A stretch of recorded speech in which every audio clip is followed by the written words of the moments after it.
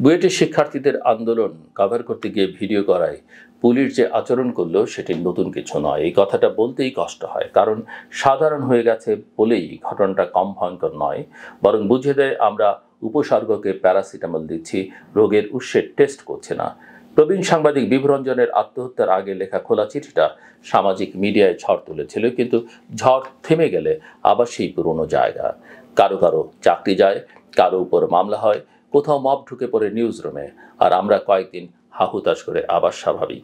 এই স্বাভাবিকটাই আসলে অসুস্থতা, কারণ রাষ্ট্র, রাজনীতি, অর্থনীতির সাথে সংবাদ মাধ্যমের সম্পর্কটা এক একটা বিচ্ছিন্ন ঘটনা নয়, এটা একটা সিস্টেম। সিস্টেমটা যদি বেখাপ্পা হয়, একদিন আইনের ভয়, আরেকদিন গোয়েন্দা সংস্থার ফোন, অন্যদিকে মালিক পক্ষের ব্যবসায়িক চাপ, সব মিলেই সাংবাদিকতা এমন এক মাইনফিল্ড হয়ে ওঠে যেখানে সত্য বলার আগে সবাই নিজের পায়ের দিকে তাকায়। বিগত সরকারের সময়টায় এই সিস্টেম কি চাপের চারটি বড় রূপ আমরা দেখেছি: আইসিটি, ডিএসএ, সিএসএ, ধাসের আইন, গোয়েন্দা প্রশাসনিক তদবির, লাইসেন্স ডিক্লারেশন কষাঘাত, আর ক্রস ওনারশিপের কর্পোরেট রাজনীতি। শুধু আইনই নয়, তৃতীয় পক্ষ দিয়ে মামলা, চায়ের দাওয়াত, সব মিলিয়ে এক ধরনের ভয়ের সংস্কৃতি তৈরি হয়েছিল। সংখ্যাগুলো কড়া ভাষায় কথা বলে। সেন্টার ফর গভর্নেন্স স্টাডিজের হিসেবে 2018-2023 সময়কালে ডিজিটাল সিকিউরিটি অ্যাক্টে 451 জন সাংবাদিককে অভিযুক্ত, বহুজন গ্রেপ্তার। এটা কেবল মামলা পরিসংখ্যান নয়, এটা রুট কজ না ধরে উপসর্গ চিকিৎসার ফলাফল। রাজনৈতিক পট পরিবর্তনের পর অনেকে ভেবেছিলেন অন্তর্বর্তী ব্যবস্থায় ছবি বদলাবে। ছবি বদলেছে বটে, কিন্তু রংটা? অধিকার সংগঠনগুলো বলছে প্রাতিষ্ঠানিক দমনের জায়গায় এবার বেশি দেখা যাচ্ছে মব বা সংগঠিত জনতার চাপ। রাষ্ট্রীয় নীরবতা বা নীরব সমর্থন সহ ট্রান্সপারেন্সি ইন্টারন্যাশনাল বাংলাদেশের পর্যবেক্ষণ হলো, নিউজ রুমে ভয় ঢোকাতে কৌশলগতভাবে মব প্রেশার ব্যবহার হচ্ছে, অর্থাৎ সেন্সরশিপ এখন কেবল নোটিসে নয়, নোটিফিকেশনেও। একই সঙ্গে আন্তর্জাতিক সংগঠনগুলো বারবার সতর্ক করেছে। রিপোর্টার্স উইদাউট বর্ডার্স RSF 2024 সালের আন্দোলনের সময় অন্তত 5 জন সাংবাদিক নিহত ও শতাধিক আহতের কথা তুলে ধরে অন্তর্বর্তী কর্তৃপক্ষকে পুরনো দমন পদ্ধতি বন্ধ করতে বলেছে। তাদের ভাষায়, আগস্টের পরও সাংবাদিক নিরাপত্তা নিশ্চিত হয়নি। আরও চিন্তার জায়গা হলো প্রশাসনিক পুরনো রিফ্লেক্স। অ্যাসাইনমেন্ট কভার করতে গেলে অন দ্য স্পট হামলা, হুমকি, আর পর্দার আড়ালে আইনি ঝামেলা। এমনকি গত বছর ঘুরে দেখা গেল 167 জন সাংবাদিকের সরাসরি অ্যাক্রিডিটেশন বাতিল। এটা সরাসরি রিপোর্টিং অ্যাক্সেসের গলায় ছুরি চালানোর মতো। সম্পাদক ও অধিকার গোষ্ঠীগুলো একে ভীতিকর নজির বলছে। প্রশ্ন হলো, হাতিয়ার বদলেছে, নকশা বদলায়নি কেন? উত্তরে ফিরতে চাই সেই সিস্টেম ডায়াগনোসিসে। রাজনীতি যখন ক্লায়েন্টেলিজম, প্যারালেলিজমের নিয়ন্ত্রণে চলে, গণমাধ্যম মালিকানা তখন অনিবার্যভাবে ইনস্ট্রুমেন্টাল, ব্যবসায়িক সাম্রাজ্য রক্ষার ঢাল ও আক্রমণের বর্ণ দুটোই। ফলে মাঠের সাংবাদিক যতটাই নির্ভীক হন, সিস্টেমের টকটাতে একসময় ধীর করে দেয়। আত্মসংযম বা সেলফ সেন্সরশিপ তখন চ্যালেঞ্জ নয়, চ্যালেঞ্জের উপসর্গ। উপসর্গকে রোগ বলে ধরে নিলে চিকিৎসাই ভুল হবে। চিত্রটা কেবল বাংলাদেশের ভেতরেই থেমে নেই। এই আক্রমণাত্মক পরিবেশ, অর্থনৈতিক অনিশ্চয়তা ও রাজনৈতিক আতঙ্ক মিলিয়ে বিদেশমুখী ঢেউও বাড়ছে। যুক্তরাজ্যের সরকারি পরিসংখ্যান বলছে 2025 সালের জুনে শেষ হওয়া বছরে ইউকেতে আশ্রয়প্রার্থীর মোট সংখ্যা রেকর্ড ছুঁয়েছে। আলাদাভাবে বাংলাদেশিদের আবেদনও 2024 সালের রেকর্ড 7,225। প্রথম আলো রিপোর্টে অক্সফোর্ডের মাইগ্রেশন অবজারভেটরির ডেটার উদ্ধৃতি আছে। এই স্রোতের অন্ধকার পিঠও আছে।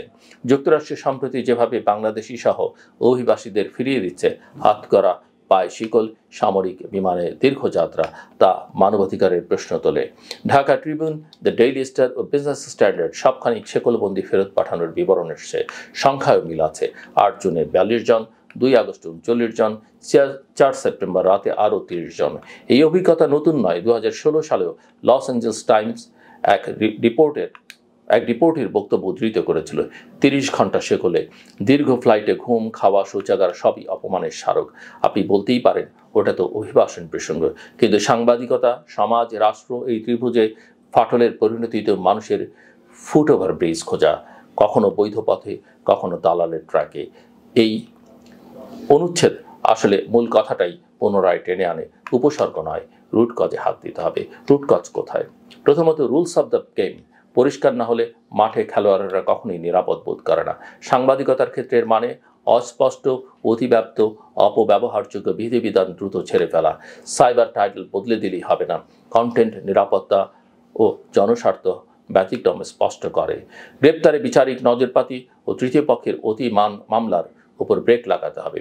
দ্বিতীয়ত, লাইসেন্স ডিক্লারেশনকে রাজনৈতিক পুরস্কার বানালে বহুত্ববাদ হয় কাগজে, বাস্তবে হয় ক্লায়েন্টলি জব 2.0।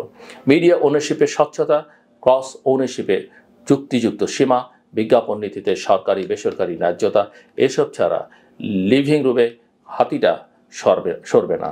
তৃতীয়ত, নিরাপত্তা সংস্থা থেকে শুরু করে বিশ্ববিদ্যালয় ক্যাম্পাস সব জায়গায় মব ইজ ল চলতে দিলে সাংবাদিক শুধু নয়, ছাত্র জনতা কেউই নিরাপদ থাকে না। আরএসএফ বারবার বলছে, অন্তর্বর্তীরা প্রতিশ্রুতি দিলেও বাস্তব সুরক্ষা নেই। চতুর্থত, পেশার ভেতরের বিভাজন। আমরা প্রায়ই দেখি এক শিবিরে সাংবাদিক আক্রান্ত হলে অন্য শিবির সাইলেন্ট থাকে, কখনো তা উল্টো তৃপ্তির হাসি। এই আত্মঘাতী বিভাজন সিস্টেমকে বদলাতে দেয় না। সম্পাদক সমিতি, প্রেস ক্লাব এসব প্রতিষ্ঠান দলীয় দখলমুক্ত না হলে সমষ্টিগত দর কষাকষি শক্তি গড়ে ওঠে না। 5 নম্বর, ডেটা শাসিত নীতি। কজন সাংবাদিকের উপর কবে কি হামলা মামলা, কজনের অ্যাক্রিডিটেশন কটা নিউজ স্কিল হলো, কবার অফিসে মব ঢুকলো, এসবের ওপেন ড্যাশবোর্ড থাকলে সরকারেরও জবাব দিয়ে পারে, আমাদেরও বিশ্লেষণ নিখুঁত হয়। আর যেহেতু সমস্যা সিস্টেমিক, তাই সেক্টর ওয়াইড রেসপন্সও লাগবে। নিউজরুম সেফটি প্রোটোকল, কনফ্লিক্ট কভারেজের training, helpline, pro bono legal fund, মানসিক স্বাস্থ্যসেবা, এসবকে আমরা এনজিও প্রজেক্ট মনে করলে হবে না, এটা এখন ইন্ডাস্ট্রি স্ট্যান্ডার্ড হওয়া উচিত। এখানেই একটা সতর্ক বার্তা বা সতর্কতা, সরকার পাল্টালে শত্রু মিত্র বদলায়, কিন্তু সিস্টেমিক প্রণোদনা মিডিয়াকে নিয়ন্ত্রণ করলে ঝুঁকি কম এটা থাকে। ফলত কালো আইন কমালেও যদি মরালিটি বাড়ে, অ্যাক্রিডিটেশন কাঁচি চালু থাকে বা অফ ল মিড টপিকের অদৃশ্য তালিকা জারি থাকে, তাহলে নাম পাল্টায়, গন্তব্য পাল্টায় না। গত 1 বছরে 167 জনের কার্ড কাটা, বিতর্ক তাই কেবল কাগজের বিষয় নয়, এটি রিপোর্টিং ইকোসিস্টেমের অক্সিজেন কেটে দেওয়ার আলামত। শেষ কথায় ফিরি, জ্বর হলে প্যারাসিটামল দেবেন, কিন্তু বারবার জ্বর এলে রক্ত টেস্ট, এক্স-রে, ফলো আপ সবই লাগে। আমাদের গণমাধ্যম ইকোসিস্টেমের জন্য সেই ফুল বডি চেক আপটা এখন জরুরি। আইনকে মানুষের জন্য বানাতে হবে, মবকে লিগ্যাল নটসে বাঁধতে হবে, মালিকানায় স্বচ্ছতা আনতে হবে, আর সাংবাদিকদের নিরাপত্তা, মানসিক স্বাস্থ্য নিয়োগকে খরচ নয় ইনফ্রাস্ট্রাকচার ভাবতে হবে। না হলে বুয়েট, গণমাধ্যম, বিমানবন্দর যেখানেই তাকাই না কেন একই দৃশ্যপটের রিপ্লে দেখতে থাকবো। কিন্তু আমরা যারা লিখি, বলি, চিত্র ধারণ করি, তাদের কাজ হবে এই উপসর্গ নয়, রোগের উৎসে আলো ফেলা। কারণ আরএসএফ, সিপিজে বা টিআইবি যখন সতর্ক করে, তারা কেবল পরিসংখ্যান দেয় না, তারা আয়না দেখায়। এই আয়নায় নিজের মুখ দেখে যদি আমরা সিস্টেম পাল্টাতে না পারি, তবে আগামী ঝড়েও আমরা আবার একই আশ্রয়ে পালাবো প্যারাসিটামলের বোতলে। আমার কথা শুনবার জন্য অসংখ্য ধন্যবাদ, সবার জন্য শুভকামনা।